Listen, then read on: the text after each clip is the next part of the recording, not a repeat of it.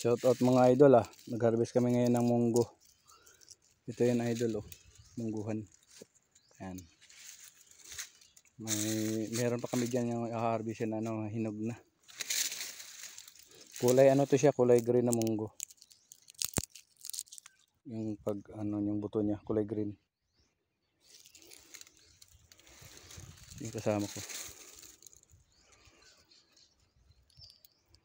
Medyo wala pa kami kalahati. Ito yan idol. Mga layana, kukunin natin. Ito yung magandang ito yung usong na munggo ngayon. Kulay green. Buto niya.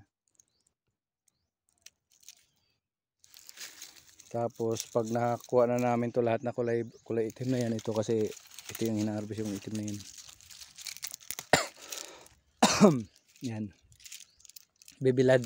Tapos bilad. Namin kukunin na yung buto, matatanggal na yung buto niya. Yun ang ibenta. Pwede rin gulay. Yan, gaya nito. Idol, dami pa. Ito hindi pa to pwede. Ayan, laya na, pwede na. Mga nalaya na.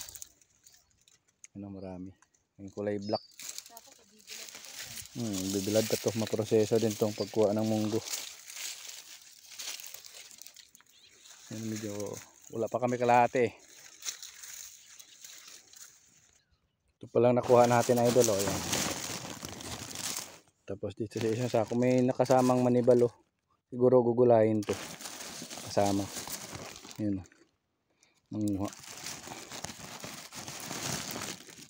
May kasamang parang hilaw.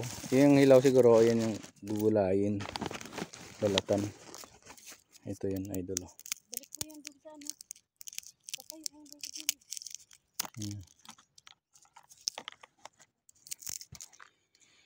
Alright. Grabing init idol Wala talagang ulap masyado. Sobrang init. Wala man lang kaulap-ulap, pambihira. Bihira talaga. Ang init ng panahon.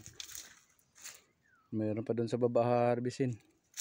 Tapos nandun sa taas meron pa. Shout out sa kumakain ng munggo. Ito yung pinaka sikat to pag Friday idol. Friday de munggo. Pag Friday sikat talaga ang gulay na to. 'Di ba? Alam niyo naman pag Biyernes munggo ang ulam kahit nasa Maynila. Ewan ko bakit Friday munggo ang ulam. Ano kayang meron? Diba? Amazing.